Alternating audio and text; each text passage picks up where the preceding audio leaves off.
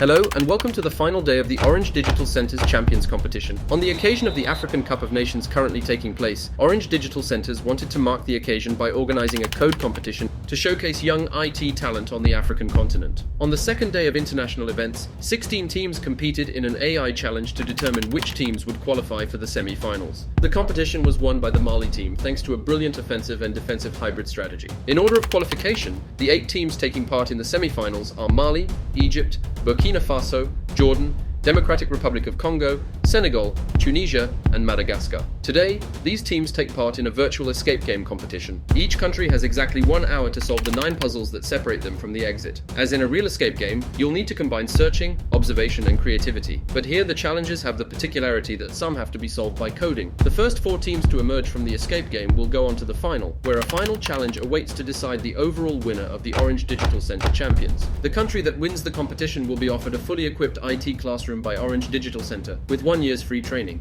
The competition has just begun, and all the teams are hyper-focused to try to get out as quickly as possible and guarantee themselves a place in the final. We arrive in an 80s arcade where players can interact with their environment in a variety of ways, and each team member can work on a puzzle in parallel with his or her teammates. The first test consists of a locked chest containing 6 coins inscribed with symbols and dates. A kind of mathematical formula is engraved on the side of the chest, and it's this that allows the unlocking code to be found. In this case, you don't need to program to find the solution. Just start by guessing what the letters in the mathematical formula correspond to. I'll give you the solution in 5 seconds, so if you want to think about the riddle, pause the video now. You'll surely recognize the symbols associated with video games on the coins. On the left are Tetris, Space Invaders, and Super Mario, and on the right are Pong, Pac-Man, and Donkey Kong's Barrel. The numbers below the symbols correspond to the year of release of the various video games shown. In the mathematical formula, we'll replace T by the year of release of Tetris, DK by the year of release of Donkey Kong, and so on. Calculating 1984 plus 1981 plus 1983 divided by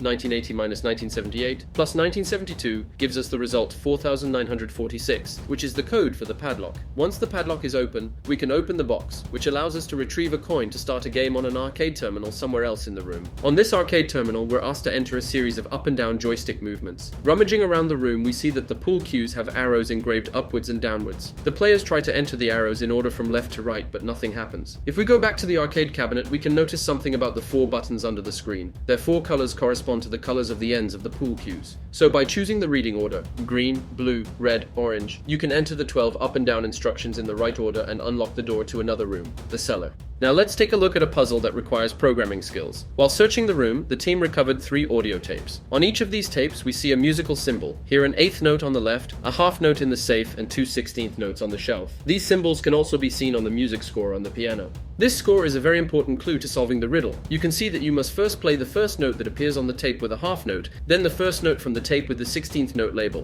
then the first note from the tape with the 8th note, then play the second note from the tape with the half note, and so on. This process could be performed by hand to produce the 45 notes needed to unlock the next step, but here we'll be able to save a lot of time by writing just 2 lines of code. Take a look at Madagascar's solution on the right. First, we load the 3 tapes into our code. See here the 3 orange lines that connect the tapes to the program input. Next, we create a string of empty characters in a variable called R, which we'll fill using a for loop. In each iteration of the loop, we successively retrieve 3 notes from the input data and add them to R. Then, with the return R instruction, we'll validate our solution, which will be sent to the piano. Look at the yellow line. This clears the challenge and allows us to open a door to the last room. In this last room, there are 3 computers that you have to unlock to exit the escape game and finish the challenge. On each screen, there's a clue to help you solve the corresponding enigma. On the computer on the right, for example, we see the letters ASCII or ASCII, which is a well-known encoding standard that associates a number with each character. For example, the uppercase A is numbered 65, enabling the computer to store and process text in a format it can understand. The trick here is to convert a sequence of numeric ASCII codes into the corresponding text. Here, the competitor will use the CHR function in Python, which enables him to perform this conversion natively. The first computer is unlocked, and his teammates need just a few minutes more to complete the other 2 puzzles. Our first finisher is the Madagascar team, with 52 minutes on the clock. Congratulations to them. And just a few minutes later,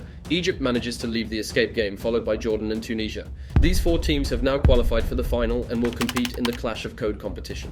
In the Clash of Code competition, teams must go as fast as possible to solve a series of fairly simple programming exercises. They'll have to solve 30 problems in 3 hours, and the team that tops the leaderboard at the end of these 30 races against the clock will win the Orange Digital Center Champions Trophy. The exercises can take 3 different forms: fastest, reverse, and shortest. In a fastest exercise, you're given a statement presenting the problem. You then have to code the solution as quickly as possible. This solution is then tested by the code in-game platform to check that the program actually delivers the expected solution, and players are then ranked by solving time. Let's take a look at the first round, won by Madagascar. The player will start by reading the statement quickly, then opening the input-output examples to understand the data format. In this exercise, we're given a list of n integers. Next, we'll have to perform an operation n times, first calculating the average of the list, then removing from the list all numbers below the average. In order to go faster, the competitor will start from scratch by removing all the code provided by default, and then begin reading the data. First, it retrieves the number n, and then the list A containing our numbers. Here we're almost on autopilot. Look at the call to list of map of integer to input.split. It may look very complex, but experts in competitive programming know it by heart because it's so often used. It is used to read from the program's standard input, a list of integers separated by spaces, which is very common in competitive programming.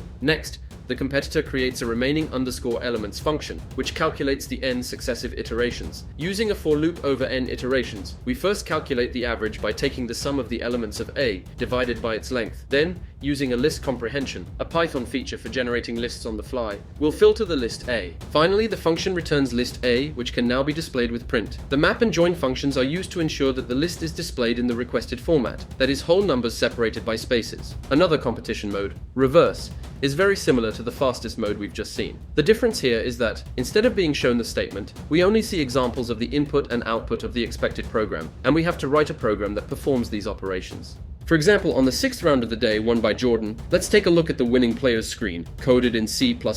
Here we're given a number n as input, and it's easy to see from a few examples that we need to display an n by n square containing plus characters. The player will therefore code 2 nested loops as quickly as possible, and complete the exercise in just 30 seconds. And finally, the third mode of Clash of Code, shortest. This is often the most difficult mode, because it requires a great deal of creativity and language mastery as well as speed. Here, players have to write the shortest possible program to solve a given problem. They'll have to do their utmost to compress the code's instructions and avoid using anything superfluous. Let's take a look at one of the last rounds of the day, which was very important for the final ranking. The statement tells us that a teacher wants to read a story to his students, each in turn. We have a list of students from first to last, and when we reach the end of the list, we start again with the first student in order. For example, on a list of 3 students, Jimmy, Joan, Jason, who have to read 5 paragraphs, the order would be Jimmy, Joan, Jason, Jimmy, Joan. Our program must determine which student will read the last paragraph of the story. Let's see how we can solve this exercise in Python, without trying to make the code as short as possible. I'll start by renaming the variables n and p to give them more descriptive names. Next,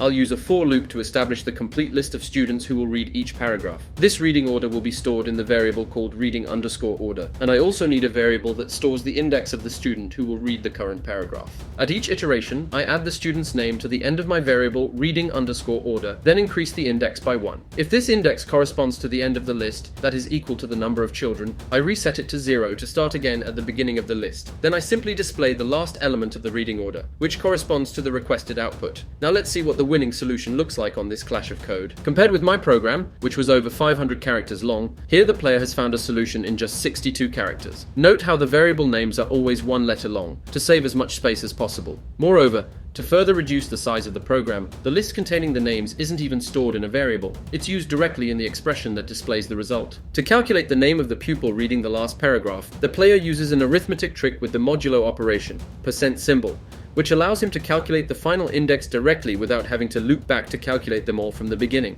The code is almost perfect, but I see a small oversight here. Spaces are optional around arithmetic operators, so you can remove the 2 spaces around the minus sign to go from 62 to 60 characters. An advanced trick is also to exploit list indices to take the -1 out of the modulo without changing the result, to save 2 parentheses and go down to 58 characters. At the end of the 30 rounds of Clash of Code, the 4 finalist countries have been ranked. In 4th place with 15 points, Tunisia. In 3rd place on the podium is Egypt, who had already put in a fine performance in the previous rounds, taking 2nd place in both the AI event and the escape game. The Orange Digital Center Champion silver medal went to Jordan, with 534 points.